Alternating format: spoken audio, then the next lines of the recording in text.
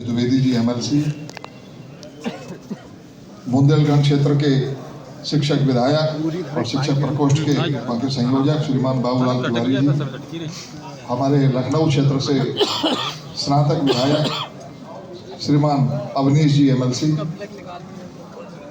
Aligarh Agra seat से स्नातक MLC श्रीमान मानवेंद्र सिंह जी, स्याना से विधायक जो हमारे क्षेत्र में पड़ता है श्रीमान देवेंद्र सिंह जी, वीरेंद्र सिंह लोधी जी विधायक मारहरा, श्री देवेंद्र सिंह जी राजपूत विधायक, श्रीमान हरिओम वर्मा जी विधायक, हमारे अपने शिक्षा मित्र संगठन के प्रदेश अध्यक्ष श्रीमान शिव कुमार शुक्ला जी,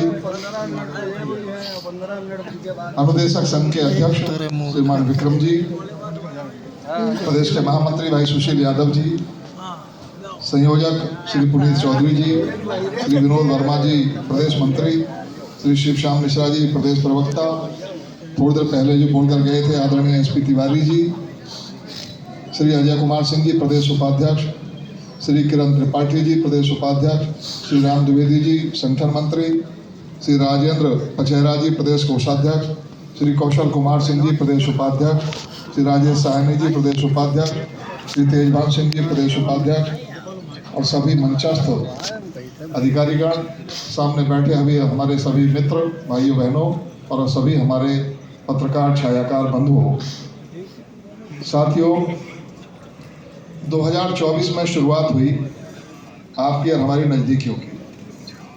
उससे पहले जो वातावरण बन रहा था, जो चीज़ें चलती थी, उनसे हम सब भी तकलीफ में थे और कहीं ना कहीं नाराजगी का वातावरण दोनों तरफ था। 2024 में मैं नरेंद्र मोदी जी के चुनाव में काशी में लगा था।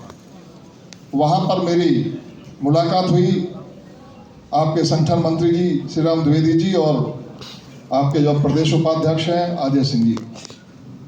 हमारे शिक्षक सम्मेलन हमने किया था, उसमें आप लोगों का आगमन हुआ था।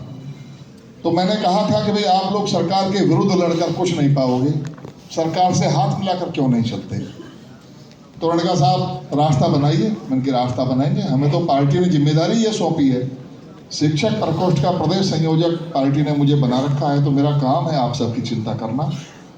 भले ही मेरे वोटर शिक्षा मित्र और अनुदेशक नहीं है, मेरे वोटर हैं जो कम से कम हाई स्कूल मान्यता प्राप्त विद्यालय में पढ़ाते हैं, ऐसे शिक्षक हमारे वोटर हैं। लेकिन चूंकि पार्टी की जिम्मेदारी मुझ पर है तो उसमें सारे शिक्षक आते हैं, चाहे वो प्राथमिक के शिक्षक हों, अनुदेशक हों, शिक्षा मित्र हों, वो भी उसी श्रेणी में आते हैं। इसलिए आपकी चिंता करना मेरा काम है।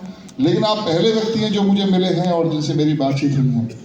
खैर इन दोनों ने प्रयास किया, फिर हमारे लखनऊ में मीटिंग हुई भाई शिव कुमार शुक्ला जी और अपने सुशील यादव जी और इनके साथियों के साथ, तेजपाल जी, और आज एक साथी को मैं याद करता हूँ जो आज हमारे बीच में नहीं है, आपके कोषाध्यक्ष थे, दुर्भाग्यवश वो आज इस दुनिया में नहीं रहे, रमेश जी। ये सब साथी मिले, धीरे धीरे कारवां आगे बढ़ा। हमने अपने शिक्षक प्रकोष्ठ, अपनी भारतीय जनता पार्टी के प्रदेश अध्यक्ष जी, महामंत्री संगठन जी, उन सबसे बातचीत की। सबने कहा कि इन सबकी समस्याओं को हल कराने के लिए काम करिए। हम माननीय मुख्यमंत्री जी से मिले, माननीय मंत्री जी से मिले, माननीय मुख्यमंत्री जी से अनेक बार की मुलाकात हुई। अब वो बातें मैं शेयर नहीं करूँगा कि मेरी क्या बातें हुई, लेकिन हम लोगों ने धीरे धीरे उस बर्फ को पिघलाने का काम किया जो हमारे आपके बीच में जम गई थी। और उसके बाद ये तय हुआ कि हम और आप मिलकर साथ चलेंगे और उसका कुछ नमूना उपचुनावों में दिखा। उपचुनावों में जो प्रदेश भर के उपचुनाव हुए, उनमें हमारे संगठन के हमारे साथियों ने, अभी भाई अवनीश जी ने आपको बताया, भी उन्होंने मिल्कीपुर का बताया, लेकिन अलीगढ़ में भी उपचुनाव हुआ था। पूरे प्रदेश में 8-9 उपचुनाव थे। उनमें सब में शिक्षा मित्रों ने, अनुदेशकों ने, हमारे साथियों ने सहयोग देने का करने का काम किया।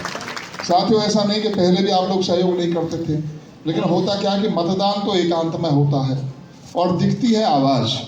आज जो आपने कार्यक्रम किया, इसकी आवाज़ बहुत दूर तक जाएगी, पूरे प्रदेश में इसका एक वातावरण बनेगा।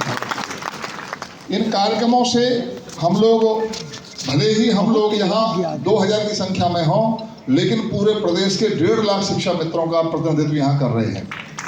उन सबका एक पॉजिटिव वातावरण बनेगा कि वो सब अब योगी जी की सरकार के साथ, भाजपा की सरकार के साथ हाथ मिलाकर चलना चाहते हैं, क्योंकि सरकार ने भी हाथ बढ़ाया है और सरकार ने माननीय मुख्यमंत्री जी ने जब हम लोगों ने आग्रह किया, माननीय मंत्री जी ने, देखिए एक बात को ध्यान रखना, आप लोग ये सोचो कि मंत्री जी यहाँ आए हैं तो यहाँ कुछ घोषणा करके जाएं, कुछ बोल के जाएं। मंत्री जी बहुत शालीन हैं, सदन में भी यदि कोई कुछ बोलता है, थोड़ा पीछे खड़े हुए इधर के लोग देख नहीं पा रहे हैं, सदन में भी यदि कोई सामने से प्रश्न उठाता है तो उस पर भी मंत्री जी कभी उत्तेजित होते हुए आपने देखे नहीं होंगे। ये संदीप जी की खासियत है, उन्हें एक गुण विरासत में मिला है। मैं विशेष रूप से देखता हूं कि किसी भी सदन के सत्र में हमें तो गुस्सा आ जाता है, हम तो गुस्सा जाते हैं सामने वालों पर, वे कभी गुस्साते नहीं और शालीनता से जवाब देते हैं। लेकिन मंत्री की गरिमा है कि मंत्री अद्यतन स्थिति का वर्णन करते हैं कि आज जो हम सरकार के प्रतिनिधि हैं, हम नेता कुछ भी बोल सकते हैं, हम प्रतिनिधि हैं समाज के, हम कुछ भी कह सकते हैं, लेकिन सरकार के प्रतिनिधि जो बोलेंगे वो प्रामाणिक होगा और समय से पहले नहीं कहा जा सकता। जो बात जिस समय कहनी है, किसके द्वारा कहनी है, कहाँ पर कहनी है, वो सब निश्चित होता है। तो इसलिए वो समय से पहले उन चीज़ों को नहीं बोल सकते जिनको आप अभी सुनना चाहते हैं। वो समय आने पर आपके सामने आएंगी। लेकिन एक बात कहना चाहता हूँ, माननीय एसपी तिवारी जी तो तालियां बटोर के जाते रहे, कुछ जाता तो है नहीं ये कहने में। जैसे वित्तविहीन के शिक्षक एक मांग करते हैं कि साहब हमें चाहे 1 रुपया मिल जाए पर 1 रुपये का मानदेय मिल जाए, कम से कम हम रिकॉर्ड पर तो आ जाएंगे। लेकिन वो 1 रुपये की बात स्वीकार हो उससे पहले अगली मांग आ गई कि समान काम का समान वेतन, जो एडेड कॉलेज के शिक्षक को मिलता है वही हमें भी मिलना चाहिए। बात धरी की धरी रहेगी, 1 रुपया भी दोगे तो बात तो वहीं शुरू होगी। तो आपने तो 45,000 नहीं, आपको तो 85,000 मांगना चाहिए था। लेकिन आप ये बात का ध्यान नहीं रखते कि जब मानस बन जाएगा हमारा, हम आज जब 3,500 से 10,000 बढ़ाकर किया था तो माननीय मुख्यमंत्री जी नहीं किया था, माननीय योगी जी नहीं किया था, वो बढ़ा था 20,000 आपको 18 में मिल रहा था, आपको ले लेना चाहिए था, तो आप आज आगे की बात कर रहे होते। अभी 20,000 तक तो हम पहुंचे नहीं, आपने 45 की बात करनी शुरू कर दी। मानस बन जाए सबका के साथ मांग उठिए कि 45,000 होना चाहिए, तो यदि कम बढ़ा तो प्रसन्नता कहाँ होगी, हर्ष कहाँ होगा, मन में तो अवसाद रहेगा, अरे हमने तो इतना सोचा था वो तो मिला नहीं। ये तो कोई बढ़िया बात नहीं हुई। बोल देना आसान है, कराना मुश्किल होता है। इसलिए हमेशा इस बात का ध्यान रखिए कि मांग वो करनी चाहिए जिसको हम करवाने की स्थिति में हो और जो होने की स्थिति में हो। लोगों का मानस नहीं बना देना चाहिए। वित्तविहीन के शिक्षकों का मानस बना दिया, हमारे उमेश भाई साहब भी उसके दोषी हैं। इन्होंने मानस बना दिया सब वित्तविहीन के शिक्षकों का कि मानदेय मिलना चाहिए, मानदेय मिलना चाहिए। अच्छे से जानते हैं कि जो संविधान है, जो वैधानिक स्थिति है, जो मान्यता दी जाती है हाई स्कूल या इंटरमीडिएट को, उसमें मानदेय देने का काम प्रबंधकों का है, सरकार का नहीं है। लेकिन उन्हें तो अपना बात रखनी थी। अब उस शिक्षकों के दिमाग में मानदेय ऐसा घुस गया कि उससे नीचे की कोई बात स्वीकार नहीं। जबकि इतना बड़ा काम आज सरकार ने कर दिया, जिसके लिए धन्यवाद ज्ञापन का ये पहला चरण है। आज जो आप लोगों के द्वारा धन्यवाद ज्ञापित किया जा रहा है, आपने तो कभी मांग में नहीं की थी, हमारे वित्तविहीन के शिक्षकों ने कभी मांग नहीं की। लेकिन माननीय मुख्यमंत्री जी को मैं धन्यवाद देता हूं आपके माध्यम से, आप सबके द्वारा, माननीय मंत्री जी के माध्यम से माननीय मुख्यमंत्री जी तक ये धन्यवाद जाए कि आपने हमारी चिंता केवल हमारे शिक्षा मित्रों की नहीं, अनुदेशकों की भी, रसोइयों की भी, आंगनबाड़ी कार्यकर्ताओं की भी, और तो और हमारे वित्तविहीन के शिक्षकों की भी चिंता की और उनको कैशलेस चिकित्सा सुविधा देने का काम किया। ये बहुत बड़ा काम है, इसके लिए आपका धन्यवाद ज्ञापन किया जाता है। साथियों, होना ही चाहिए, लेकिन आपकी तालियां बताने का जैसे आपको बहुत हर्ष नहीं होना ये चाहिए कि साहब ये आपने कर दिया, ये बहुत अच्छा किया, पर अभी थोड़ा सा ये और रह गया, इसे और करा दो। होना ये चाहिए कि साहब आपने हमारी कैशलेस चिकित्सा सुविधा की, ये हमारे लिए नहीं, हमारे सब साथियों की चिंता की। एडेड कॉलेज के शिक्षक कभी कभी मांग करते थे, फिर वो भी उनकी इन समय कोई मांग नहीं थी, सरकार ने सबकी चिंता की। एड माध्यमिक एडेड हो, चाहे वो हमारे उच्च शिक्षा के शिक्षक हों, उन सबको भी, और माध्यमिक वालों को भी, वित्तविहीन को भी, एडेड को भी, शिक्षा मित्रों को भी, अनुदेशकों को भी, रसोइयों को भी, आंगनबाड़ी कार्यकर्ताओं को, सबकी एक बड़े समूह की चिंता करते हुए सबको कैशलेस चिकित्सा सुविधा के अंदर लेने का काम माननीय मोदी जी ने किया है। तो हम मोदी जी का धन्यवाद अपनी सरकार के माध्यम से, अपने मंत्री जी के माध्यम से करते हैं, और वो इसी तरह कल्याणप्रद दृष्टि बनाए रखें, क्योंकि हम सब, जो मोदी जी ने कहा है कि सबका साथ सबका विकास और सबका साथ सबका प्रयास, तो देश को आगे ले जाने के लिए हम सबका साथ सबका विकास की चिंता करेंगे।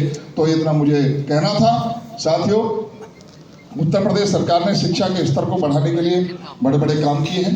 बेसिक शिक्षा में जो काम हुए हैं उनके बारे में माननीय मंत्री जी बताएंगे, मैं उनका कीमती समय नहीं लूंगा। इतना कहना चाहूँगा कि उन्होंने प्राथमिक शिक्षा के स्तर को सुधारने के लिए 1.5 लाख से ज़्यादा 1,65,000 प्राथमिक शिक्षकों की भर्ती की और माध्यमिक क्षेत्र में 35,000 एडेड कॉलेज के शिक्षकों की भर्ती की, 5,000 से ज़्यादा लगभग 7,000 राज्य के शिक्षकों की भर्ती की है। शिक्षा का स्तर सुधर रहा है। शिक्षा का स्तर बढ़िया होगा तभी देश आगे जाएगा, क्योंकि आप सब इस देश को, प्रदेश को आगे ले जाने वाले लोग हैं।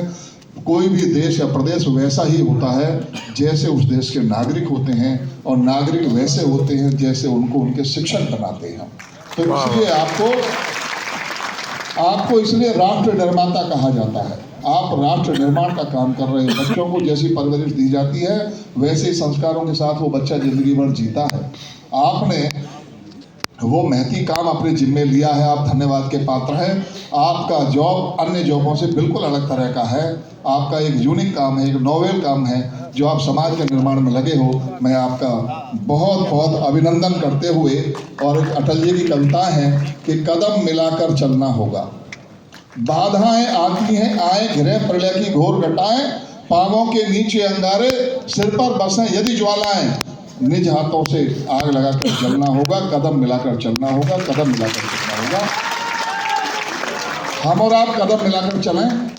हम शिक्षक, शिक्षा मित्र, हम अनुदेशक, हम सब लोग सरकार के साथ और सरकार आपके साथ। ये कल्याणकारी सरकार जो योगी मोदी जी के नेतृत्व में चल रही है, केवल वेतन ही नहीं, जो एक सुरक्षा का माहौल आपको आज योगी जी ने दिया है वो पूरे देश में एक मॉडल है।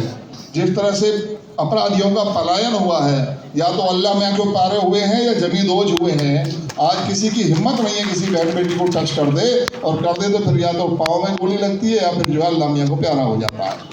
तो इसलिए बहुत सारी चीज़ें हैं, बिजली का समय पर आना, बहुत सारी चीज़ें, मैं उनका वर्णन करके लंबा समय नहीं लेना चाहता। मंत्री जी को आगे मीटिंग में जाना है। भाई इतना कहते हो कि आप सब लोग अपना धैर्य भी बनाए रखिए, प्रेम भी बनाए रखिए और धैर्य रखिए। हो सकता है आने वाले बहुत लंबा समय नहीं, शुक्ला जी ने कहा था कि कुछ महीनों की बात थी, व्यवस्था बनने में समय लगता है। अभी एसपी तिवारी जी एक बात कह रहे थे कि साहब अभी वो फाइल चली नहीं है, वैसा नहीं है, वो सब चीज़ें मैच्योर हो चुकी हैं। केवल एक उसमें व्यवस्था बनी कि पहले जो सरकार के अधिकारियों की योजना थी उसमें केवल आप सब लोग शामिल थे, वित्तहीन उस योजना में सरकारों की में शामिल नहीं था। हम लोगों की बात का ध्यान रखते हुए माननीय मुख्यमंत्री जी ने वित्तहीन शिक्षकों को भी जब कैशलेस चिकित्सा सुविधा में शामिल किया, तो उसके लिए नियमावली बनाने में थोड़ा समय लग रहा है। वो पत्रावली कुछ ही दिन बाद आपके सामने वो सारा जियो आ जाएगा, उससे तो आप निश्चित रहो ही रहो। ये वो सरकार है जो कहती है उससे कहीं ज़्यादा करती है। मोदी जी ने 5 करोड़ गैस कनेक्शन देने के लिए कहा था, 9 करोड़ गैस कनेक्शन देने का काम किया। हर घर को मकान देने का काम, शौचालय देने का काम, जो कहा वो करके दिखाएंगे। यदि मोदी जी ने कहा कि आपको कैशलेस चिकित्सा सुविधा मिलेगी, वो तो मिलेगी ही, लेकिन उन्होंने ये भी कहा था जल्द ही आप लोगों के मानदेय पर भी विचार हो। तो आप निश्चित रहिए, 2026 का साल आप लोगों के लिए अच्छा साल होगा। बहुत बहुत शुभकामनाएं आपको प्रेषित करते हुए अपनी बात पूरी करता हूँ। धन्यवाद।